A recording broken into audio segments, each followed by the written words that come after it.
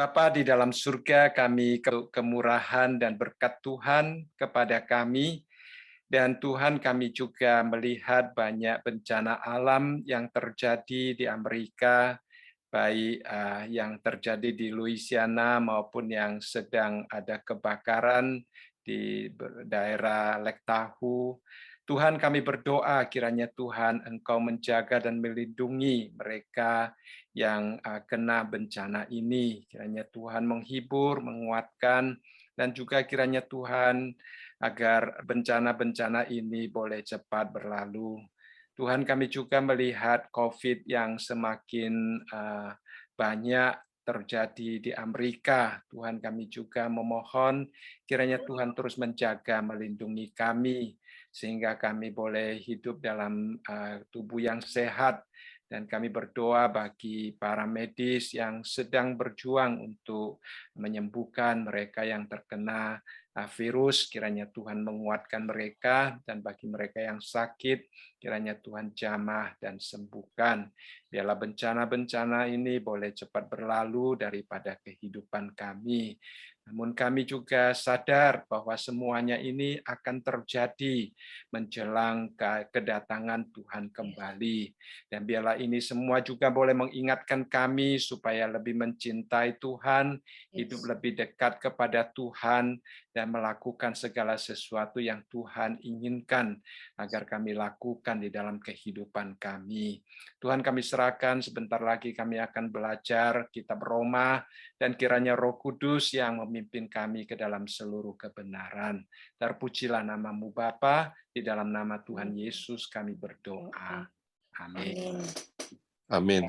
Amin. Ya, kita akan mulai pasal yang ke-9 ya, pasal yang ke-9 ayat yang ke-6 sampai ayat yang ke-13 ya. Kita akan belajar bersama-sama beberapa ayat ini, dan di dalam bagian ini kalau kita perhatikan baik-baik, Rasul Paulus dia setelah menyampaikan apa yang harus dia katakan tentang penolakan orang-orang sebangsanya, tentang bagaimana perasaan yang ada di dalam hatinya, lalu menyatakan kasih Allah kepada mereka dan pengakuan tentang hak-hak istimewa daripada orang-orang Yahudi yang tidak diragukan. Maka di dalam ayat-ayat berikutnya itu Rasul Paulus ingin menjelaskan bahwa penolakan terhadap orang Yahudi itu adalah kedaulatan Allah ya yang penuh, dan Allah sendiri yang menetapkannya di dalam pemilihannya. Nanti kita akan jelaskan tentang pengertian penolakan, pemilihan dan sebagainya sekali lagi ya, tetapi tidak mendetail seperti sebelumnya. Kita akan melihat contoh-contoh juga yang diberikan oleh Rasul Paulus kepada kita. Dan setelah dia berbicara tentang penolakan itu, mungkin ada orang mulai bertanya-tanya tentang hal tersebut, sehingga Rasul Paulus seperti yang minggu lalu kita katakan di dalam ayat yang ke-6 dia langsung berkata dengan cepat bahwa penolakan yang demikian terhadap orang-orang Yahudi tidak akan membatalkan janji Allah kepada bapak-bapak leluhur orang Yahudi ya. Ini adalah satu konfirmasi yang ingin Rasul Paulus sampaikan kepada orang-orang Yahudi. Dia menyatakan rasa duka citanya, dia merasakan rasa sedihnya di dalam ayat yang kedua, karena dia begitu mempertimbangkan tentang orang Yahudi yang kehilangan berkat yang Tuhan berikan. Nah, kalau setelah Rasul Paulus berbicara demikian, mungkin ada orang mulai mencurigai apakah Tuhan benar-benar memberikan janji kepada Abraham, Ishak, dan Yakub. Apakah janji itu dapat dipegang? Nah, kalau seandainya janji kepada Allah bisa dibatalkan, bagaimana pula dengan janji Allah kepada gereja yang baru saja Rasul Paulus jelaskan di dalam pasal yang ke-8, apakah gereja juga mulai merasa bimbang, merasa tidak pasti tentang keselamatan yang Tuhan berikan kepada kita. Jadi Rasul Paulus di dalam ayat yang ke-6 dia cepat-cepat memberikan satu penjelasan supaya orang tidak terus-menerus memikirkan ke arah yang membingungkan itu, sehingga dia mengatakan bahwa janji Allah, firman Allah tidak mungkin gagal. Artinya janji-janji yang Allah berikan kepada Abraham itu pasti akan terlaksana. Cuma cara Allah melaksanakannya berbeda. Nah, janji Allah tidak akan pernah gagal, ya. Seperti Yesaya pasal yang ke-55 ayat yang ke-10 dan ayat yang ke-11 juga mengatakan, ya, dikatakan di sini, sebab seperti hujan dan salju turun dari langit dan tidak kembali ke situ, melainkan mengairi bumi, membuatnya subur dan menumbuhkan tumbuh-tumbuhan, memberikan benih kepada penabur dan roti kepada orang yang mau makan. Demikianlah firman-Ku yang keluar dari mulutku, ia tidak akan kembali kepadaku dengan sia-sia, tetapi ia akan melaksanakan apa yang ku kehendaki dan akan berhasil dalam apa yang kusuruhkan kepadanya. Nah, perumpamaan di dalam ayat yang ke-10 itu sangat indah, ya. Kita semua tahu bahwa hujan setelah turun dia akan melaksanakan fungsinya, ya, mendatangkan hasil.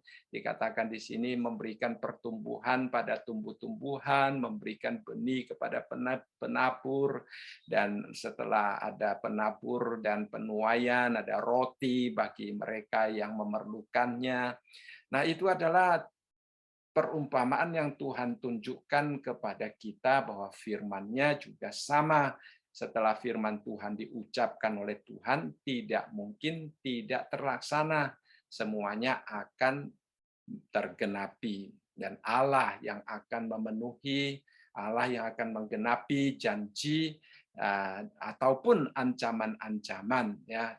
Kalau kita membaca firman Tuhan, karena di sini dikatakan firman Tuhan tidak akan gagal. Ya, firman Tuhan tidak hanya terdiri dari janji, saudara sekalian, juga ada sejenis ancaman atau sejenis hukuman yang diucapkan kalau seandainya kita tidak hidup sesuai dengan firman Allah, ya. Jadi semuanya itu adalah kehendak Allah dan rencana Allah yang sudah Allah tetapkan dan pasti akan Allah laksanakan. Dia katakan di sini bahwa tetapi firman Tuhan itu akan melaksanakan apa yang Tuhan kehendaki dan akan berhasil, katanya, dalam apa yang Tuhan suruh. Jadi Tuhan sampaikan firman Tuhan itu sama dengan Tuhan menyuruh bahwa dunia itu akan berjalan sesuai dengan firman-Nya, ya. Jadi itu adalah firman Tuhan yang disampaikan di sini. Jadi apa yang Tuhan sampaikan kepada kita, kita melihat tidak akan ada perubahan, ya. Kalau kita melihat sepertinya orang Israel mengalami perubahan, ya. Tadinya mereka adalah umat Allah, ya. Tadinya adalah orang pilihan. Kemudian mengapa mereka sepertinya sudah kehilangan pemilihan tersebut? Ya, ini adalah satu perubahan. Nah, perubahan terjadi pada orang Israel, tetapi perubahan itu tidak terjadi pada Allah. Ya, nanti kita akan melihat lebih mendalam tentang apa yang ingin Paulus sampaikan, bahwa firman Tuhan tidak pernah gagal. Ya, di firman Tuhan tidak mungkin gagal karena dia mempunyai rencana. Ya, jadi kita jangan goyah, ya, jangan goyah iman kita kalau kita melihat ada hal-hal yang membingungkan tentang iman kita. Ada orang-orang Kristen yang mungkin pernah begitu setia kepada Tuhan, suatu hari mungkin hilang atau tidak lagi beribadah kepada Tuhan, tidak lagi dekat kepada Tuhan, atau kehidupannya membingungkan. Kita jangan goyah, ya, seperti orang Israel. Kita melihat mereka kelihatannya hilang, tetapi kita jangan goyah, tetapi kita tetap berpegang pada firman Tuhan, tetap percaya bahwa firman Tuhan itu tidak mungkin gagal. Kalau kita mempunyai iman yang demikian, maka iman kita dan hati kita tidak akan dipengaruhi oleh apa yang kelihatan, melainkan kita tetap akan berfokus kepada Tuhan. Ya, saya rasa ini penting sekali sehingga iman kita juga tidak akan goyah. Ya, kita percaya Tuhan tidak pernah berbohong, kita juga percaya Tuhan itu setia, kita juga percaya Tuhan itu maha kuasa, maka Dia yang akan menggenapi rencananya, dikatakan di sini ya. Jadi kesulitan-kesulitan yang kita hadapi mungkin yang Paulus berusaha untuk menjelaskan ya sebanyak 2 pasal ya. Itu adalah tentang penolakan orang-orang Yahudi yang tidak percaya kepada Allah dan janji Allah ya. Padahal mereka telah menikmati keunikan ya dari tanda-tanda eksternal dan berkat-berkat rohani sebagai umat pilihan Allah yang telah Paulus jelaskan tadi di dalam ayat yang keempat dan ayat yang kelima ya. Sungguh luar biasa kalau kita menjadi umat seperti demikian, itu sudah sesuatu yang sangat luar biasa saudara sekalian, sebagai disebut sebagai anak Allah, umat pilihan Allah. Tetapi Rasul Paulus menangisi mereka. Nah, untuk menjelaskan kesulitan-kesulitan tersebut, kalau kita membaca seluruh pasal yang ke-9, pertama-tama Paulus di dalam ayat yang ke-6 sampai ayat yang ke-13, dia menjelaskan tentang kebenaran, arti, dan maksud daripada janji Allah itu. Ya. Kemudian di dalam, kalau kita teruskan nanti di dalam pasal ayat yang ke-14 sampai 24, dia menegaskan dan membuktikan kedaulatan Allah yang mutlak dalam mengatur anak-anak manusia ya, dalam mengatur umat pilihannya, dalam komunikasi, dalam relasi dengan umatnya. Allah mempunyai kedaulatan yang mutlak ya. Sampai dia menggunakan contoh-contoh tentang penjunan dan tanah liat dan sebagainya ya. Lalu kemudian di dalam ayat yang ke-25 sampai ayat yang ke-29 kita melihat bagaimana Rasul Paulus menunjukkan bahwa penolakan terhadap orang-orang Yahudi yang tidak percaya ya bukan berarti sama sekali membatalkan perjanjian, tetapi justru penggenapan akan janji Tuhan. Ya, kita akan melihat bagaimana Tuhan telah berjanji, yang telah bernubuat dan sebagainya. Dan sebenarnya apa yang terjadi pada orang Yahudi saat ini bukan sesuatu yang baru, yang muncul, tetapi sebenarnya sudah dinyatakan dengan sangat jelas di dalam perjanjian lama ya.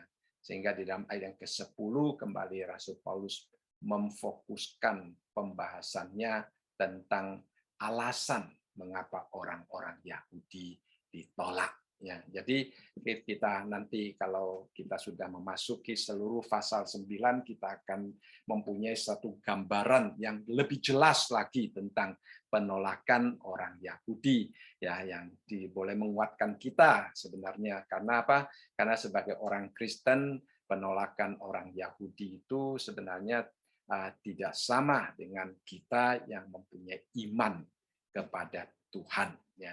Baik, kita akan kembali melihat di dalam ayat yang ke-6 dan ayat yang ke-7 ya. Jadi di dalam ayat yang ke-6 dan ayat yang ke-7, pertama-tama Rasul Paulus dia menjelaskan tentang arti dan maksud sebenarnya daripada janji-janji Allah itu ya.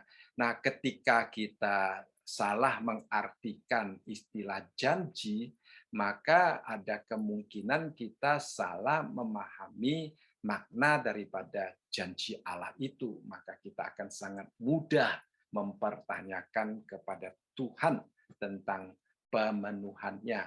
Oleh karena itu kita pertama-tama harus mempunyai pengertian yang jelas tentang arti daripada janji Allah kepada orang Israel. Ya, jadi dalam bagian ini Rasul Paulus menunjukkan bahwa ketika Tuhan berkata bahwa Dia akan menjadi Tuhan Abraham dan untuk keturunannya, ya, yang merupakan Abraham adalah bapa leluhur daripada orang-orang Yahudi, ya. Kita sering melihat di dalam Perjanjian Lama janji Allah kepada Abraham, kepada Ishak, dan kepada Yakub, ya.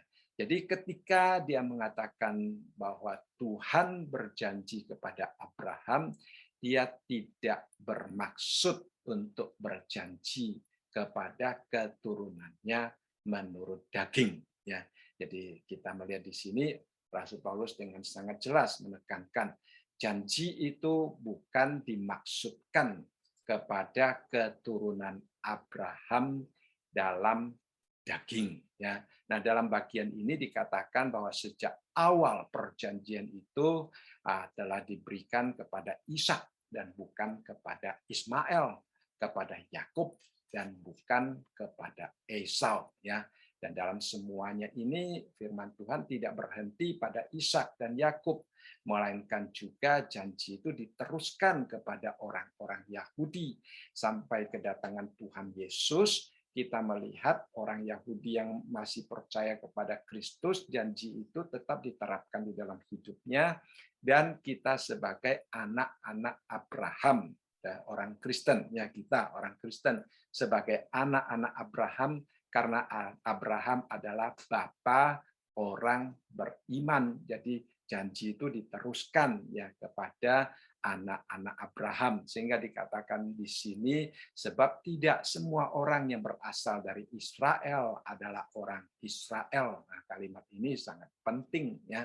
Nah, meskipun bahwa orang Yahudi telah menolak Kristus, tetapi saudara sekalian, kita melihat janji Allah kepada orang Yahudi tetap diteruskan kepada kita. Baik, kita kembali melihat dikatakan di sini sebab tidak semua orang Israel, ya, ini kata ini kayaknya seperti permainan kata, tetapi Paulus mempunyai makna yang sangat penting di dalamnya, ya. Kita baca di sini sebab tidak semua orang yang berasal dari Israel adalah orang Israel. Apakah kalimat ini bertentangan satu dengan yang lain, saudara sekalian, ya? Nah, kalau orang secara ilmu bahasa ingin mengkritik Alkitab, kadang-kadang mereka juga bingung, ya. Israel ya Israel, kenapa dikatakan tidak semua orang yang berasal dari Israel adalah orang Israel. Nah, Paulus di sini sebenarnya ingin menekankan bahwa secara jasmani Abraham adalah bapa dari dua bangsa yang besar, ya, keturunan Ishak dan keturunan Ismail. Dan secara rohani kalau kita melihat Abraham adalah bapa dari tiga agama yang besar, yaitu Kristen, Yahudi, dan Islam. Nah, hari ini kita mungkin tidak akan membahas ini. Kalau seandainya kita satu hari membahas Kejadian, mungkin kita akan membahas lebih mendalam tentang kebenaran tentang Abraham sebagai bapa daripada tiga agama besar ini, ya. Dan janji itu tentunya tidak kepada tiga agama ini, ya. Jadi kita harus tahu. Jadi Abraham memang bapa dari dua bangsa yang besar, keturunan Ishak dan keturunan Ismail, tetapi janji itu tidak kepada semua anak Abraham, ya, hanya kepada Ishak dan bukan kepada Ismail. Secara rohani juga Abraham boleh diakui, ya. Abraham diakui, kalau agama Islam juga mengakui Abraham sebagai bapak leluhur daripada agama mereka, ya. Yahudi juga mengakui Abraham sebagai bapak mereka, ya. Kristen termasuk Katolik tentunya, ya, juga mengakui, ya. Nah, tetapi katakan bahwa tidak semua orang yang berasal dari Israel adalah orang Israel, ya. Nah, mereka mengakui diri, mereka boleh mengakui diri sebagai keturunan Abraham, tetapi mereka hanya mungkin secara jasmani adalah keturunan Abraham dan bukan secara rohani yang dipandang penting di dalam Tuhan, ya. Jadi secara darah mereka adalah garis keturunan Abraham, ya. Khususnya di sini dikatakan Israel, ya. Kalau sudah Israel berarti sudah jelas keturunan dari Abraham, kemudian turun ke Ishak, ya sudah tidak lagi termasuk Ismail, dan kemudian turun lagi ke Yakub, dan anak-anak Yakub itulah yang disebut sebagai Israel, ya. Tetapi di sini juga dikatakan walaupun mereka adalah keturunan Yakub, ya, walaupun mereka mengaku Abraham sebagai bapak mereka, ya, seperti kita kalau melihat di dalam Matius pasal yang ketiga dan ke-9, Tuhan Yesus pernah berkata, dan janganlah mengira bahwa kamu dapat berkata dalam hatimu, Abraham adalah bapa kami, ya, karena aku berkata kepadamu, Allah dapat menjadikan anak-anak bagi Abraham dari batu-batu ini. Jadi Tuhan Yesus di situ bukan menghina mereka, tetapi Tuhan Yesus memberikan peringatan yang sangat keras kepada mereka. Anak Abraham harus memiliki iman Abraham. Anak Abraham harus mempunyai penampilan sebagai Abraham. Kalau tidak, mereka bukan anak Abraham yang sesungguhnya. Ya, itu penting sekali. Jadi kita melihat di sini pertama-tama di dalam ayat yang ke-6 dan ke-7, Rasul Paulus menjelaskan tentang makna daripada perjanjian itu, dan perjanjian itu dikatakan di sini, ya, dan juga tidak semua yang terhitung keturunan Abraham adalah anak Abraham, tetapi yang berasal dari Ishak yang akan disebut keturunanmu, ya. Jadi kita tadi sudah menjelaskan tidak semua anak Abraham. Secara jasmani ada 2 bangsa yang besar, secara rohani ada 3 agama yang besar. Tetapi dikatakan di sini tidak semua yang terhitung keturunan Abraham adalah anak Abraham, ya. Jadi manusia boleh mengaku sekali lagi, tetapi pengakuannya belum tentu atau tidak sah di hadapan Allah sebagai anak Abraham. Ya, mereka secara garis keturunan boleh mengatakan diri sebagai keturunan Abraham, tetapi di pandangan Tuhan mereka bukan. Ya, mengapa tidak semua, ya? Mengapa tidak semua yang terhitung keturunan Abraham adalah anak Abraham? Ya, mengapa tidak semua orang yang berasal dari Israel adalah orang Israel? Nah, tentu setelah orang membaca demikian, orang akan bertanya mengapa, saudara sekalian? Ya, nah di dalam ayat yang selanjutnya, di dalam ayat yang ke-8 dan ayat yang ke-9 dimulai dengan istilah artinya, ya, artinya. Jadi mengapa Rasul Paulus berkata demikian? Ada sebabnya, ya. Artinya apa? Artinya bukan anak-anak yang menurut daging adalah anak-anak Allah, tetapi anak-anak perjanjian yang disebutkan keturunan yang benar. Sebab firman ini mengandung janji pada waktu seperti inilah aku akan datang dan Sarah akan mempunyai seorang anak laki-laki. Jadi di sini kita melihat Rasul Paulus setelah dia menjelaskan tentang konsepsi, ya, tentang sesuatu kebenaran bahwa tidak semua dari keturunan Abraham adalah anak Abraham. Kemudian di dalam ayat yang ke-8 dan 9 dia menjelaskan tentang alasannya, maknanya, dan sekaligus memberikan contoh atau bukti, ya. Nah, dalam contoh ini dia menunjukkan bahwa tidak hanya beberapa dari keturunan Abraham dipilih dan yang lain tidak, tetapi bahwa Allah telah melakukan pemilihan sesuai dengan kehendaknya sendiri, ya, sesuai dengan kehendaknya sendiri, dan bukan semata-mata karena ada sebagian yang percaya, ada sebagian yang tidak, atau ada yang melanggar hukum-hukum Allah. Jadi sama sekali tidak ada hubungan dengan keadaan manusianya yang dipilih, tetapi itu adalah otoritas Allah yang mutlak, ya.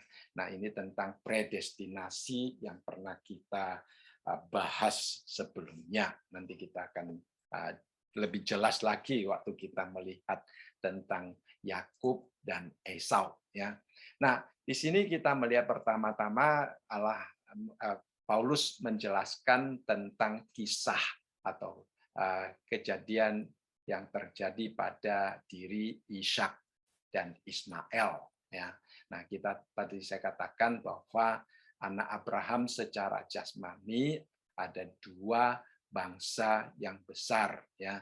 Jadi keturunan Ishak dan keturunan Ismail, mereka kedua-duanya adalah keturunan Abraham, ya.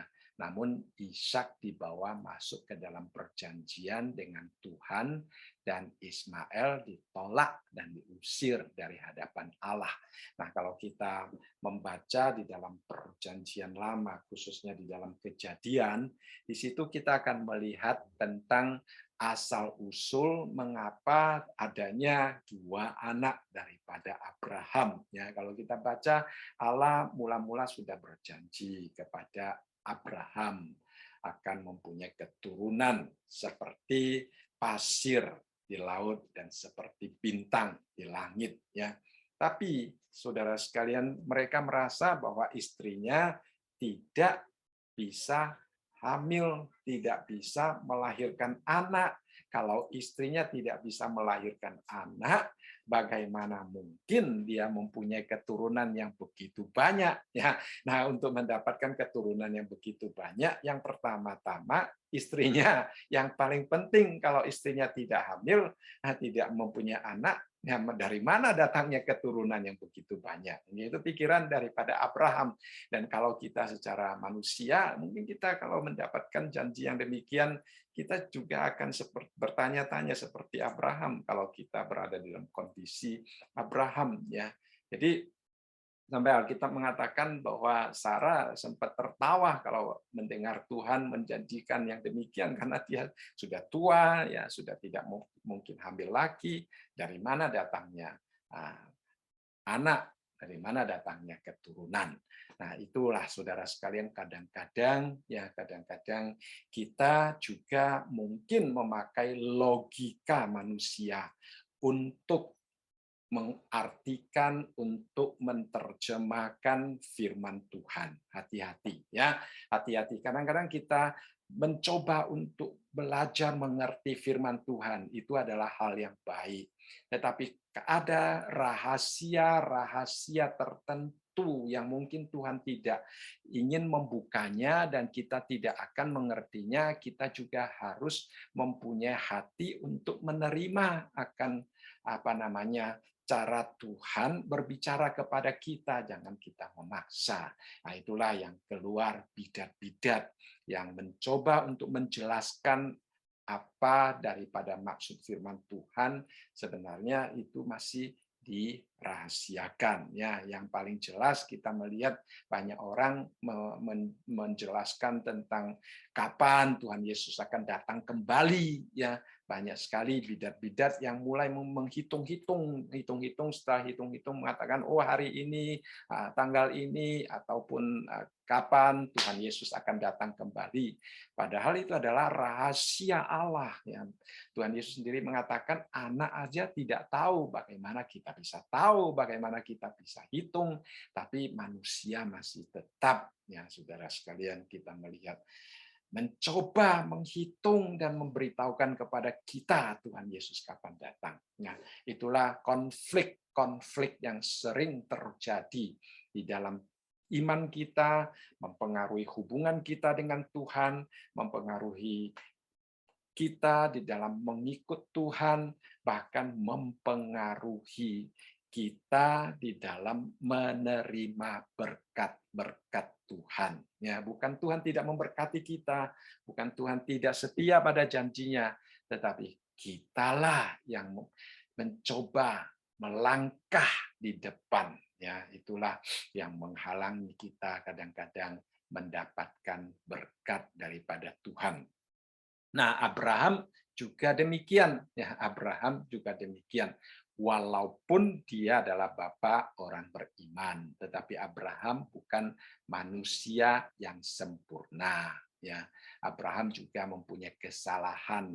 Kali mengingatkan yang ditakuti bukan kita bisa jatuh, tetapi yang ditakuti adalah kalau kita jatuh kita tidak berani bangun lagi. Ya, Abraham pernah jatuh, tetapi dia tetap bangun kembali untuk hidup dekat dengan Tuhan. Ya, itu yang penting.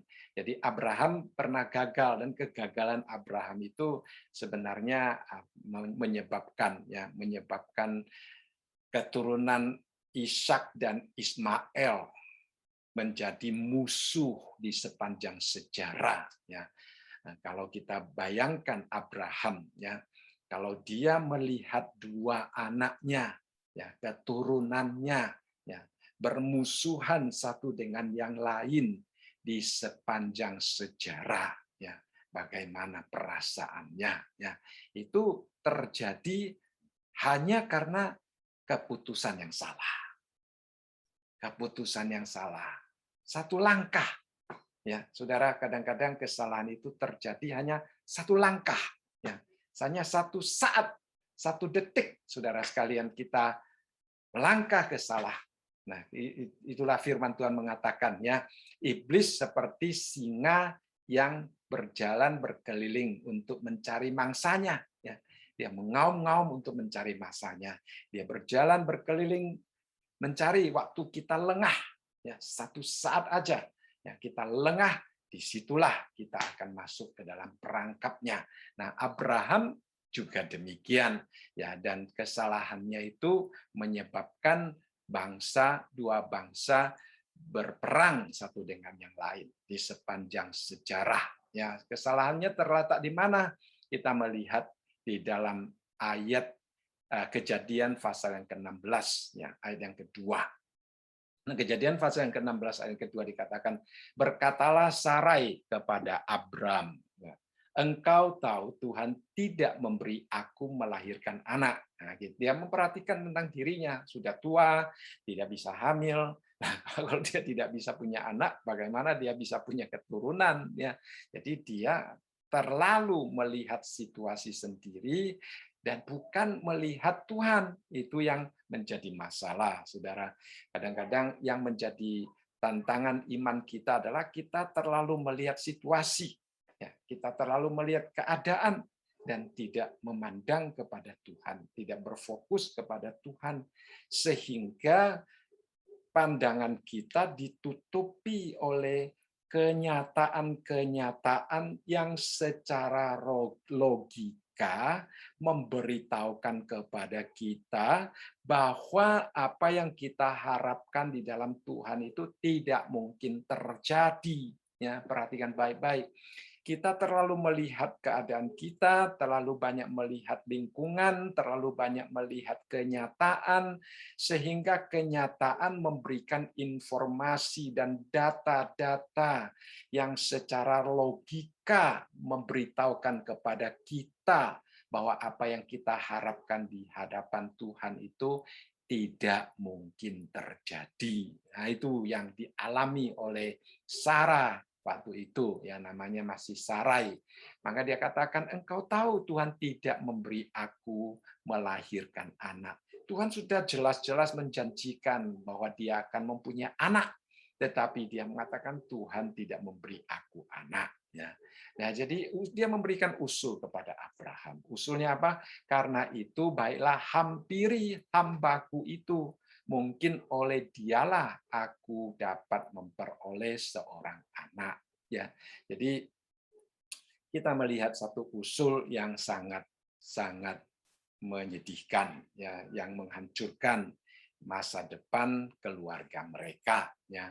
Dan sayangnya Abraham, seorang yang beriman kepada Allah, yang mendengar langsung apa yang Tuhan janjikan bahwa keturunannya akan seperti pasir di laut, akan seperti bintang di langit. Tuhan sendiri yang berbicara kepada dia langsung, ya. Dia masih mendengarkan istrinya. Itu yang menyedihkan, ya, saudara sekalian. Akhirnya dia dikatakan mendengarkan perkataan Sarai. Ya. Lalu kemudian di dalam ayat yang kelima kita melihat ya dikatakan lalu berkatalah Sarai kepada Abram, penghinaan yang kuderita ini adalah tanggung jawabmu. Aku yang memberikan hambaku ke pangkuanmu, ya. Tetapi baru saja ia tahu bahwa ia mengandung, ia memandang rendah akan aku. Tuhan kiranya yang menjadi hakim antara aku dan engkau. Perhatikan baik-baik saudara sekalian ya. Sarai ya waktu itu masih namanya Sarai. Dia kelihatannya masih kayaknya mempunyai dalih yang sangat kuat. Sepertinya dia adalah orang yang menjadi victim ya di dalam kasus ini ya. Nah, dia masih mengatakan wah, penghinaan yang dia tanggung sebenarnya adalah sesuatu yang harus ditanggung oleh Abraham katanya ya. Jadi dikatakan di sini penghinaan yang dia tanggung itu adalah tanggung jawab daripada Abraham. Perhatikan baik-baik. Inilah manusia Saudara sekalian ya. Manusia kadang-kadang kita harus berhati-hati di dalam kita berjanjian dengan orang lain, kita bekerja sama dengan orang lain. Ya kita kalau ada tulisan yang hitam di atas putih, sejelas-jelasnya itu sesuatu yang sangat penting. Kalau tidak, manusia itu sangat susah seperti Sarah. Sarai ini dia masih mengatakan ini adalah tanggung jawab Abraham, padahal dia yang mengusulkan. Malah dia merasa usulannya itu tetap benar, tetapi penghinaannya yang salah. Nah itu dia mengatakan, akulah yang memberikan hambaku ke pangkuanmu. Dia masih menganggap perlakuannya yang demikian itu sesuatu yang baik, sesuatu yang benar, sesuatu yang menguntungkan keluarganya. Ya. Nah, jadi dia masih tidak merasa menyesal. Itulah manusia. Ya, kadang-kadang kita setelah melakukan sesuatu kesalahan, kita tidak menyadari bahwa itu adalah salah, tidak ada penyesalan, bahkan tangan kita, telunjuk kita masih terus ditujukan kepada orang lain. Padahal itu kesalahan diri sendiri ya, tetapi tidak mengaku bahwa dia sendiri salah, malah dia masih menunjuk bahwa kesalahan itu terletak pada diri orang lain ya. Dia mengatakan akulah yang memberikan hambaku ke pangkuanmu. Ya, kita melihat di sini Sarai dia masih tidak merasa bersalah, itulah kadang-kadang kita sebagai manusia ya masih menunjuk-nunjuk orang lain yang sebenarnya melakukan kesalahan. Nah, kalau Sarai mau melihat diri sendiri, dia seharusnya mengatakan, aku seharusnya tidak memberikan hambaku ke pangkuanmu. Tapi dia masih merasa itu adalah perbuatan yang benar, ya. Sehingga di dalam kalimat yang terakhir kita melihat di sini Sarai mengatakan, Tuhan kiranya yang menjadi hakim antara aku dan engkau. Ya, jadi kita melihat Sarai dia masih menganggap bahwa dirinya itu benar dan masih membawa nama Tuhan segala ya. Karena kita berhadapan dengan orang Kristen yang sudah melakukan kesalahan ya tapi masih memakai nama Tuhan sebagai hakim yang adil akan membela dia dan sebagainya. Kita melihat di sini sebenarnya Sarah ingin berkata kepada Abraham, Tuhan akan membela saya, dia adalah hakim saya yang adil. Nah, saudara sekalian, itu adalah manusia, ya, itu adalah manusia.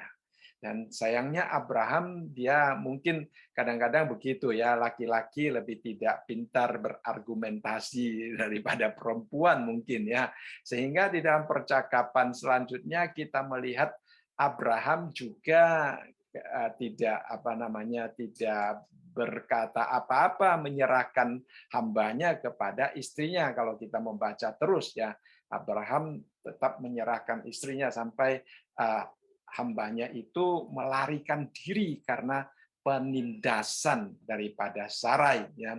Sarai tidak merasa bersalah, dia datang untuk menunjuk-nunjuk, untuk menyalahkan Abraham, Kemudian setelah itu dia menganiaya hambanya, ya, padahal dia tadinya menyangka hambanya itu boleh menolong dia untuk mendapatkan penggenapan janji Allah. Sekarang hambanya itu yang dianiaya, kemudian hambanya melarikan diri. Dan kalau saudara membaca di dalam Perjanjian Lama, malaikat datang kepada Hagar, ya, dan mengatakan kepada Hagar, jangan melarikan diri, kembali kepada Tuanmu. Ya. Jadi itu cerita yang ada di dalam Perjanjian Lama. Kemudian kita kembali melihat, ya, Abraham dia masih pernah berdoa kepada Tuhan untuk Ismail, saudara sekalian, ya. Kita melihat di dalam Kejadian pasal yang ke-17 ayat yang ke-18. Di situ Abraham dia berkata kepada Allah. Ini sebenarnya adalah satu doa, ya. Dia mengatakan, sekiranya Ismail diperkenankan hidup di hadapan-Mu. Ya. Nah, saudara sekalian, kita melihat satu kejadian yang sangat menyedihkan terjadi di dalam diri Abraham. Dia sudah salah melangkah, Tuhan sudah menjanjikan anak, ya, tetapi mereka tidak percaya, memakai cara sendiri. Nah, saudara, kadang-kadang cara kita seolah-olah kita membantu Allah, ya. Cara kita mungkin bisa terjadi, mungkin bisa berhasil, tetapi justru hasil yang kita dapatkan dari cara manusia itu menghancurkan hubungan kita dengan Tuhan, ya, menghancurkan rencana Allah. Itu yang sering kali kita lihat di dalam hidup kita. Jadi walaupun seringkali kita dapat melakukan dengan cara kita, tapi kita harus sangat berhati-hati karena cara manusia tidak mendatangkan faedah seandainya itu bukan di dalam rencana Allah. Jadi kita harus selalu berhati-hati, berjaga-jaga, berdoa, minta pimpinan Tuhan supaya kita tidak melangkah ke langkah yang salah. Ya, masih baik Abraham tidak mati-matian mempertahankan Ismail. Ya, dia masih datang kepada Tuhan dan berdoa, meminta Tuhan yang memperkenankan Ismail hidup di hadapannya. Ya, tapi saudara sekalian, Tuhan menjawab Abraham di dalam pasal yang ke-17, ya, Kejadian 17 ayat yang ke-19. Tuhan berkata apa? Tuhan berkata, tidak, melainkan istrimu Saralah yang akan melahirkan anak laki-laki bagimu, dan engkau akan menamai dia Ishak, dan aku akan mengadakan perjanjianku dengan dia menjadi perjanjian yang kekal untuk keturunannya. Jadi kita melihat di sini dari awal sebelum Ishak lahir, Tuhan sudah memilih Ishak. Tuhan sudah menetapkan Ishak sebagai orang yang akan menerima perjanjian yang Allah berikan antara Allah dengan Abraham. Ya, itu jelas.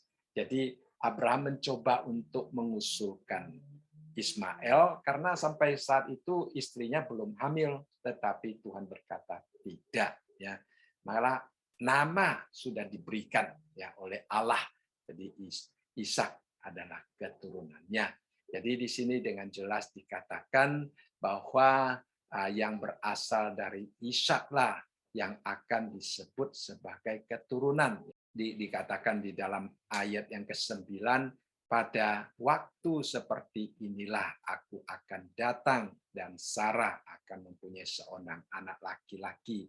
Jadi ayat ini adalah ayat yang dikutip dari Kejadian pasal yang ke-17 ayat yang ke-19 tadi, ya.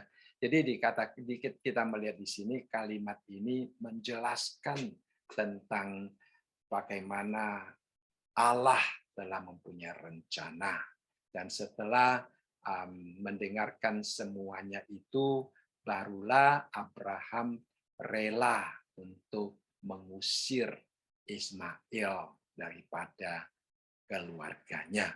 Nah, saudara, itu adalah sesuatu yang menyedihkan. Saudara, bayangkan ya, saya percaya kita adalah orang tua yang sayang kepada anak kita, ya.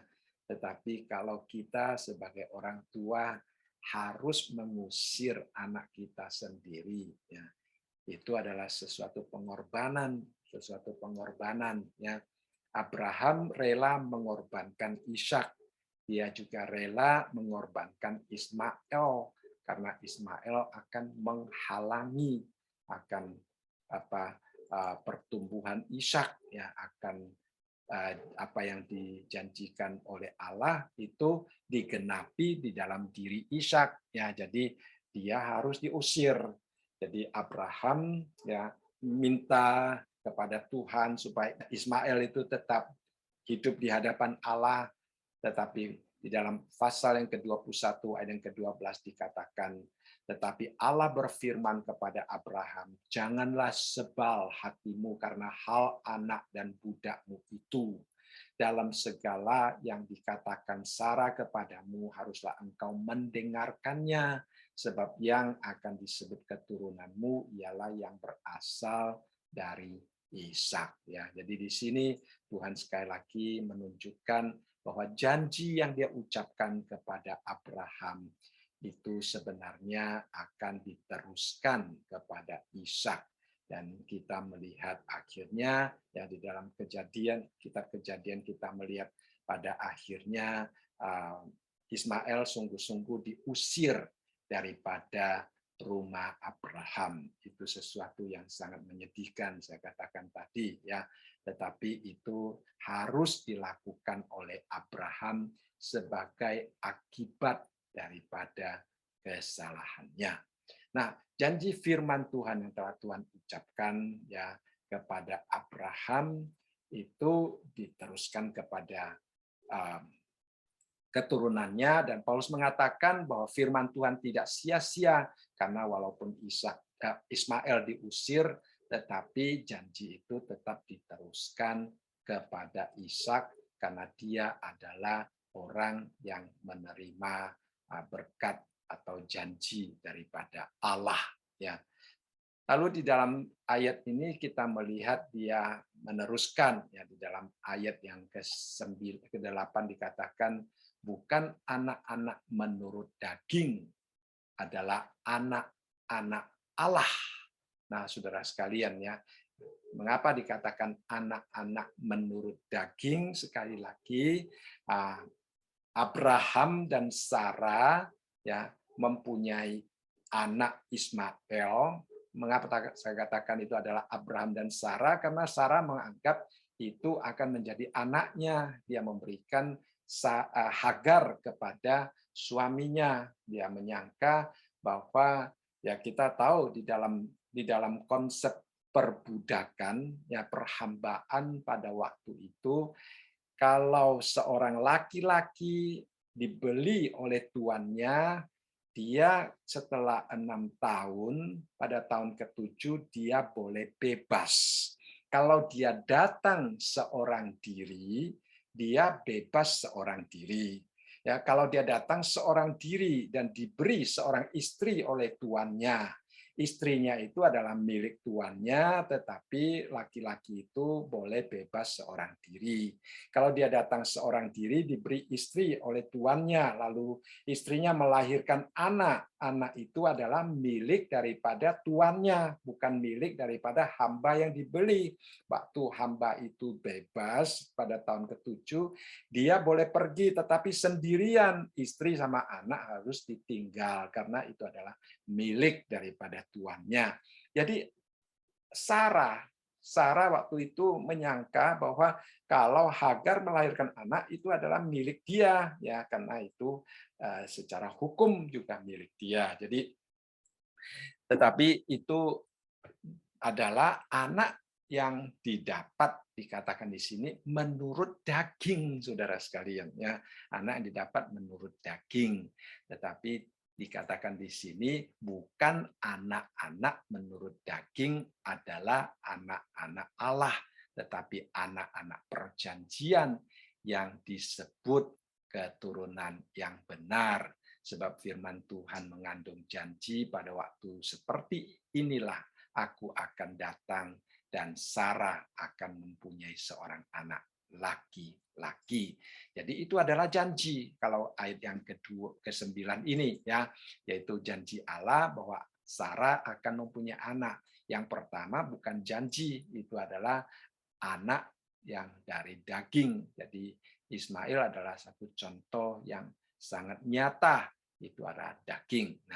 Nah, setelah ada hal yang demikian, kita melihat bahwa orang Israel yang mungkin masih menyombongkan diri sebagai anak-anak Abraham, ya seperti Tuhan Yesus katakan, mereka sebenarnya bukan anak-anak Allah. Ya, Allah bisa menjadikan anak dari batu katanya, bukan hanya dari manusia, bukan hanya dari bangsa lain seperti hari ini kita sebagai bangsa lain, bahkan dari batu ya Tuhan bisa menjadikan anak katanya. Nah, saudara sekalian, kita melihat di sini dikatakan bahwa tetapi anak-anak perjanjian yang disebut keturunan yang benar dikatakan di sini yaitu Ishak ya. Mereka yang memiliki kehormatan, yang memiliki kebahagiaan karena diperhitungkan sebagai keturunan yang benar. Perhatikan baik-baik. Ya, Paulus sangat jelas tentang apa yang salah, apa yang benar. Tindakan Sarai memberikan hambanya kepada Abraham itu adalah perbuatan yang salah ya. Sehingga dikatakan di sini keturunan yang benar sebenarnya adalah keturunan yang Tuhan janjikan kepada Abraham, yaitu Ishak. Ya, ini adalah satu hal yang penting. Jadi Ishak adalah anak perjanjian dan dia adalah keturunan yang benar.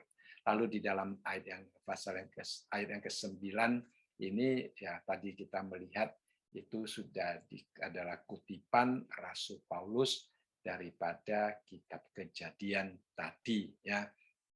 Nah, di dalam Galatia pasal yang keempat ayat yang ke-28 dikatakan, dan kamu saudara-saudara, kamu sama seperti Ishak adalah anak-anak janji. Hari ini kita juga sebagai anak perjanjian. Saya rasa itu penting sekali ya.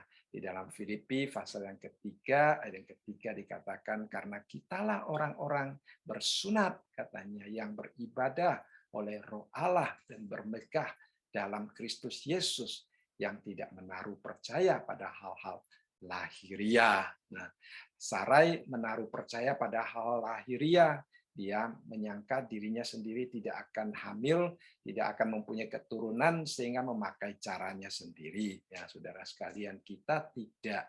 Sehingga dikatakan tadi di dalam Galatia pasal yang keempat bahwa kita sebenarnya sama seperti Ishak adalah anak-anak janji. Kita adalah orang-orang yang sungguh-sungguh bersunat, ya sunat di dalam hati kita. Nah, di dalam Ibrani pasal yang ke-11 ya ayat yang ke-11 di sini juga dikatakan karena iman ia juga dan Sarah beroleh kekuatan untuk menurunkan anak cucu walaupun usianya sudah lewat karena ia menganggap dia yang memberi janji itu setia. Nah, setelah mereka mendapatkan anak Ismail memakai cara sendiri, ya mereka sudah melihat itu sesuatu yang salah. Tuhan datang lagi memberitahukan kepada Abraham bahwa Ismail itu bukan anak perjanjian, Ishak baru anak perjanjian. Barulah mereka percaya. Kalau dari awal mereka percaya, nah saudara sekalian, kisah tentang Ismail, kisah tentang peperangan dua bangsa di sepanjang sejarah tidak akan terjadi, ya, tidak akan terjadi.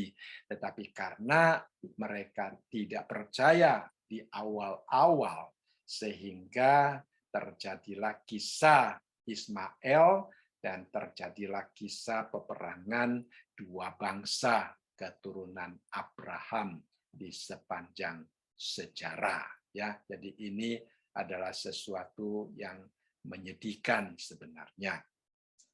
Nah, setelah berbicara tentang kisah daripada Ishak dan Ismail, lalu di dalam ayat yang ke-10 sampai ayat yang ke-13, di situ Rasul Paulus berbicara lagi tentang kasus Yakub dan Esau, ya, atau Esau dan Yakub, karena Esau adalah anak yang tua.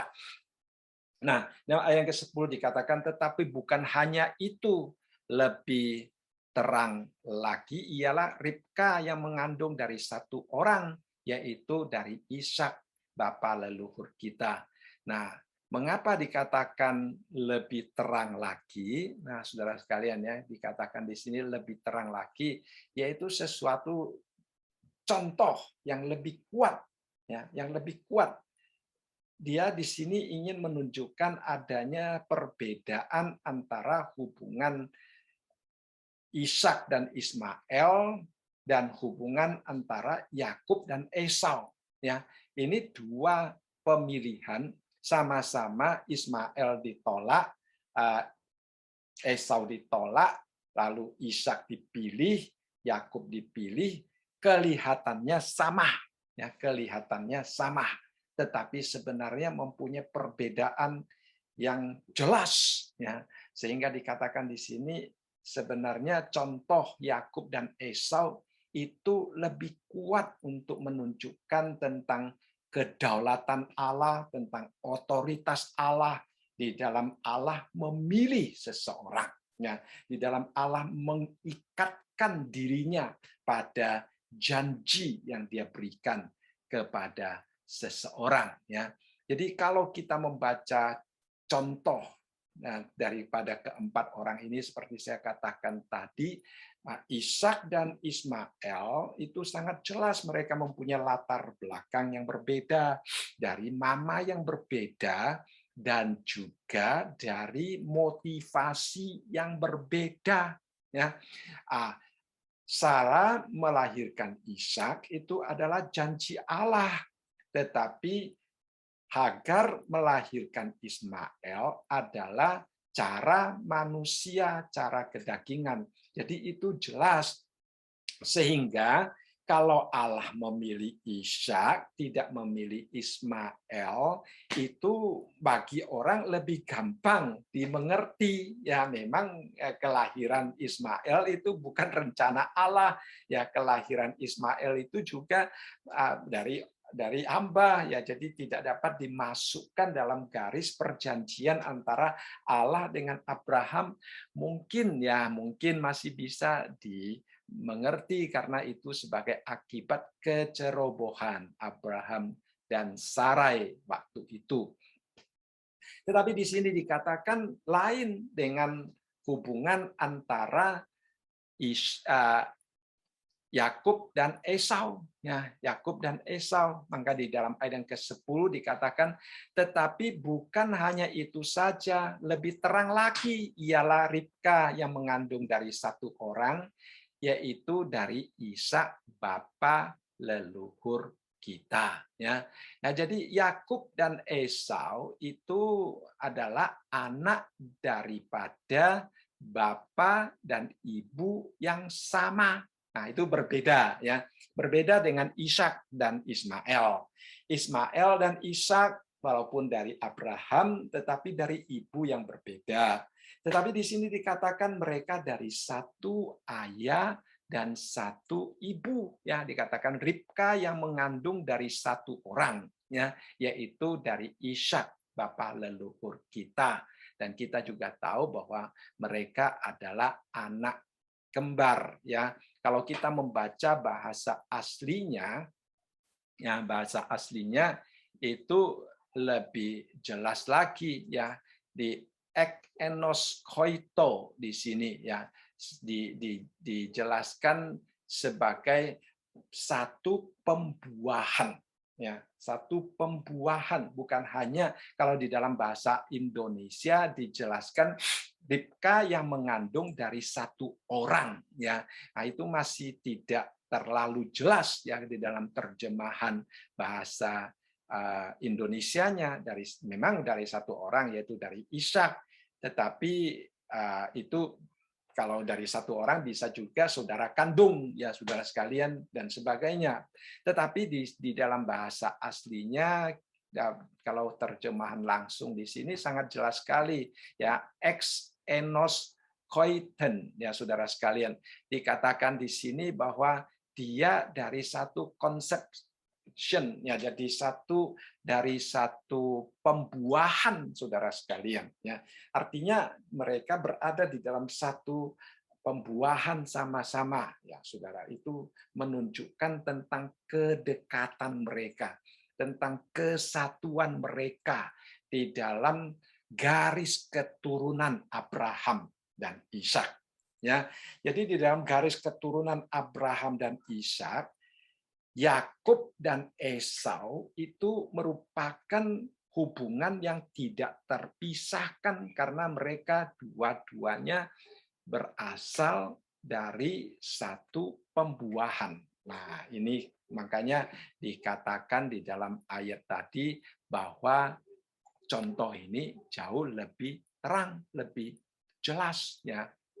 Lalu di dalam ayat yang ke-11 dikatakan, sebab waktu anak-anak itu belum dilahirkan dan belum melakukan yang baik dan yang jahat, supaya rencana Allah tentang pemilihannya diteguhkan, bukan berdasarkan perbuatan, tetapi berdasarkan panggilannya.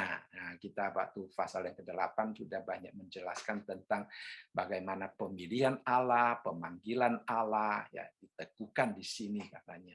Nah, contoh daripada Esau dan Yakub ini sangat jelas dikatakan di sini, sebab waktu anak-anak itu belum dilahirkan. Nah, Allah sudah memilih ya, dan belum melakukan yang baik dan yang jahat. Allah sudah merencanakan dan memilih dan memanggil.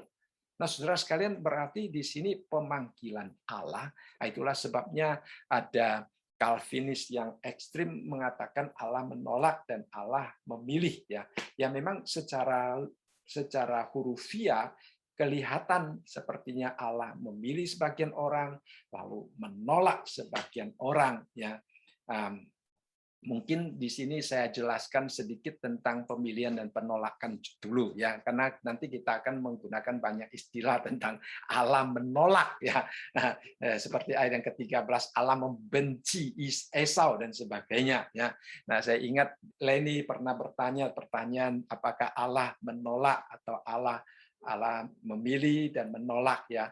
Ya memang kalau kita melihat Allah memang memilih, tetapi di dalam pemilihan itu sudah mengandung penolakan. Ya, nah, mungkin itu lebih jelas ya.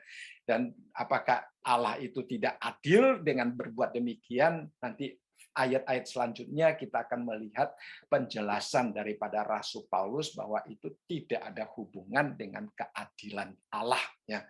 Nah, saya coba menjelaskan di sini ya.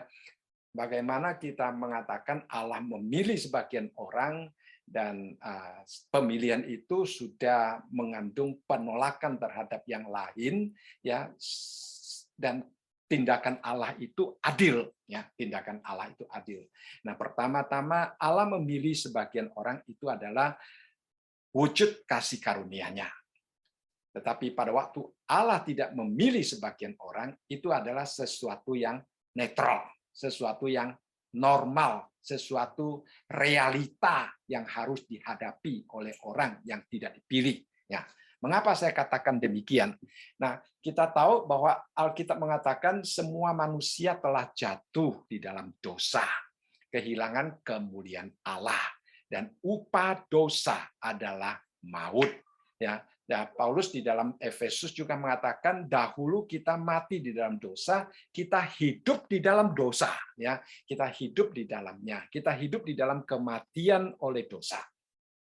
Kalau kita hidup di dalam kematian oleh dosa, berarti dunia ini seolah-olah seperti satu kuburan. Ya, ya, manusia yang sudah mati secara rohani hidup dan berjalan di dalam dunia ini. Nah, mungkin lebih jelas kalau saya menggunakan satu contoh, misalnya ada sebuah kapal di lautan yang bebas. Kemudian kapal itu tenggelam. Nah, pada waktu kapal itu tenggelam di dalam lautan bebas, ada banyak orang yang masih terapung-apung menantikan bantuan, menantikan penyelamatan. Nah, kalau ada satu helikopter datang, nah dia menurunkan tali untuk menyelamatkan orang. Ya, nah kalau secara Armenian, jadi helikopter itu menurunkan tali, pokoknya diturunkan, siapa yang percaya, siapa yang mau memegang tali itu yang selamat. Kalau ini menurut Armenian, ya. Tapi kalau menurut Calvinis, ya helikopter itu melihat tali itu diturunkan kepada siapa, gitu ya, sehingga orang itu mempunyai kesempatan memegang tali itu untuk diselamatkan. Nah sekarang ke helikopter, ya, seperti kita percaya Calvinis, ya, helikopter itu melihat, ya, lalu melihat ada orang yang dia ingin selamatkan, lalu dia turunkan tali itu kepada orang yang bersangkutan supaya memegang talinya dan supaya dia diangkat, ya. Apakah dia itu tidak adil, ya?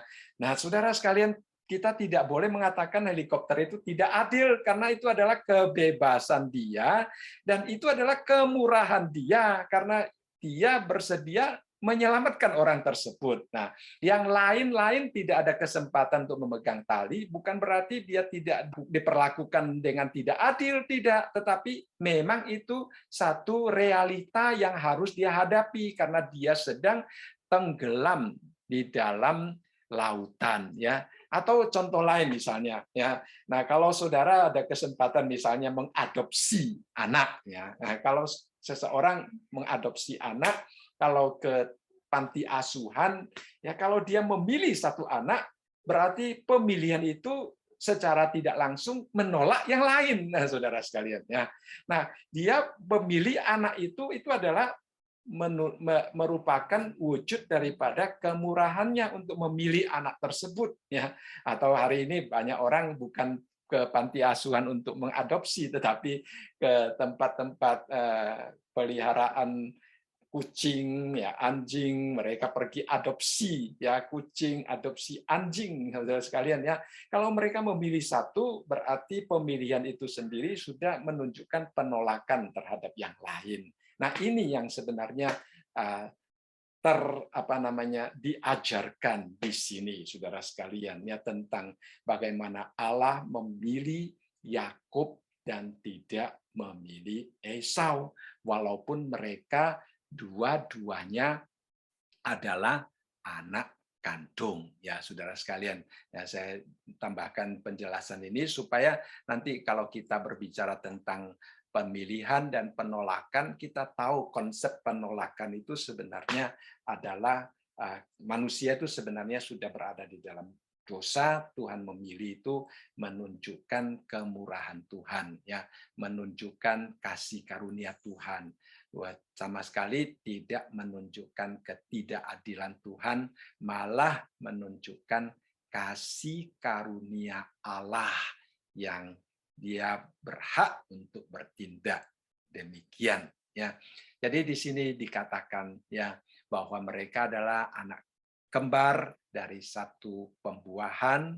Nah, dan di dalam ayat yang ke-12 dikatakan kepada Ribka, anak yang tua akan menjadi hamba anak yang muda, seperti ada tertulis, aku mengasihi Yakub tetapi membenci Esau. Nah, kita melihat di sini pertama-tama sekali lagi pemilihan Allah tidak tergantung kepada kondisi dan kualitas orang yang dipilih. Ini penting, ya. Pemilihan Allah tidak tergantung pada kondisi dan kualitas orang yang dipilih. Ya. Karena apa?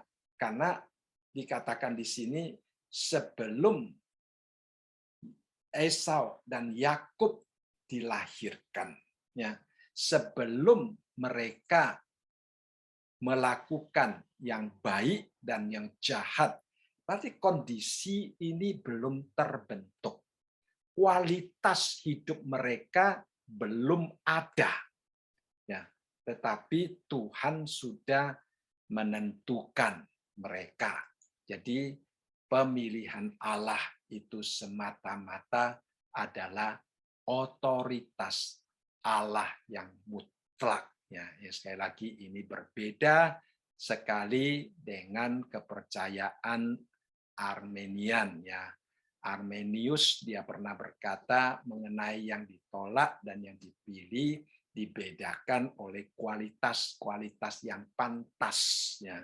Tetapi sebenarnya bukan, ya, sebenarnya bukan, karena di sini sangat jelas sebelum Yakub dan Esau dilahirkan, sebelum mereka melakukan yang baik dan yang jahat. Artinya sebelum ada kondisi dalam kehidupan mereka, sebelum ada penunjukan tentang kualitas hidup mereka, ya, Allah sudah memilih mereka, ya. Walaupun pada akhirnya kita juga melihat Esau, dia menjual hak kesulungannya, ya. Yakub juga pernah melakukan kesalahan, dia dipakai oleh ibunya untuk membohongi ayahnya, ya, untuk merebut hak kesulungan, ya, itu karena Ishak yang jelas-jelas mendengar bahwa anak yang pertama, ya, anak yang pertama, anak yang tua akan menjadi hamba anak yang muda, tapi dia mencoba untuk mengubah kenyataan ini, mencoba untuk memanggil Esau, meminta Esau memasakkan makanan supaya dia memberkati Esau. Dia ingin mengubah akan apa yang Tuhan katakan. Nah, kalau Ishak tidak melakukan demikian, maka usaha Ribka menyuruh Yakub membohongi dia itu tidak akan terjadi. Sekali lagi, ini adalah perbuatan manusia yang tidak menyenangkan Tuhan, yang mengakibatkan banyak penderitaan. Kalau kita membahas kejadian, nanti kita akan melihat hal-hal yang demikian itu lebih mendetail lagi. Nah, hari ini kita hanya membahas sampai di sini, menekankan bahwa pemilihan Allah itu semata-mata adalah otoritas, kedaulatan Allah yang mutlak. Allah memilih dengan bebas, dan itu tidak menunjukkan bahwa Allah tidak adil, tetapi justru menunjukkan kemurahan dan kasih karunia Allah kepada orang yang dipilih, sedangkan orang yang tidak terpilih itu memang kenyataannya mereka sudah berada di dalam realita menuju maut sebagai akibat dosa, ya. Manusia yang tidak diselamatkan, tidak dipilih oleh Allah, ketidakselamatan mereka bukan karena Allah menolak mereka, tetapi ketidakselamatan mereka karena dosa manusia. Jadi mungkin ini lebih jelas, ya, sehingga tidak dapat mengatakan Allah tidak adil. Baik, saya rasa waktunya sudah sampai di sini. Kita akan berhenti sampai di sini, ya. Apakah ada pertanyaan? Ada satu pertanyaan. Jadi berarti Silakan. orang-orang Israel yang sekarang ini Ya. tidak mempunyai kedudukan lebih tinggi dari bangsa-bangsa lain maupun orang-orang Kristen, Pak, ya? Ya, secara janji di dalam perjanjian Allah, mereka malah di bawahnya orang Kristen. Ya, oke. Kecuali kalau Israel yang percaya kepada Tuhan Yesus itu sama dengan orang Kristen di dalam konsep perjanjian Allah. Ya, terima kasih. Terima kasih. Ya, kalau tidak ada kita berdoa, ya.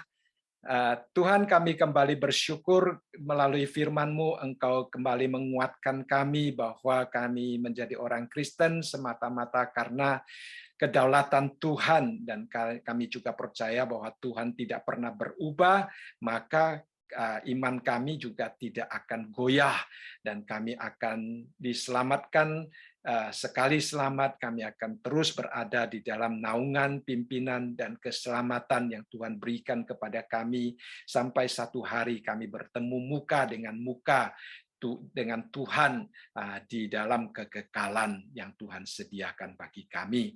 Terima kasih Bapa, kami sekali juga berdoa bagi keluarga kami yang masih belum percaya, pakailah kami sebagai saluran berkat bagi mereka. Mungkin Tuhan yang sudah memilih mereka dan mau memakai kami untuk menyampaikan Injil kepada mereka. Biarlah kami tetap dengan hati yang terfokus kepada Tuhan, setia menyampaikan Injil yang Tuhan percayakan kepada kami. Terpujilah namamu Bapa, di dalam nama Tuhan kami Yesus Kristus kami berdoa. Amin.